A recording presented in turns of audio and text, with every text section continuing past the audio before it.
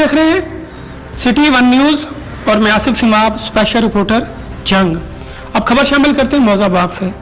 मौजाबाग 1962 में union council, 1979 में town committee, 2013 में यूनियन कौंसिल और फिर विलेज कौंसिल बना।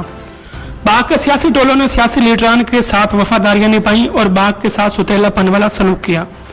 जो भी आया आवाम को लॉलीपॉप दिया, अपनी बारी ली, उल्लू सीधा किया और निकल गया।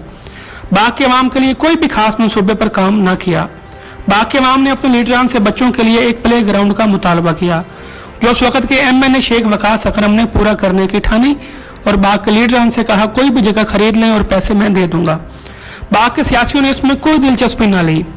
बाग के समाजी कारकुन अरशद गुजर ने बाग में ही 2 एकड़ से जायद सरकारी रकबे की निशानदेही की, जो कि कब्जा माफिया ने काश्त किया हुआ था।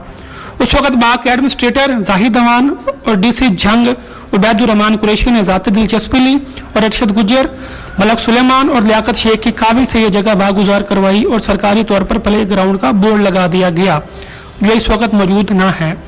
कुछ अरसे बाद कब्जा माफिया ने इस जगह पर कूड़ा करकट और गंदगी फेंकना शुरू कर दी और जमीन काश्त करना शुरू कर दी। अब ये जगह चंद कनाल पर रह गई है।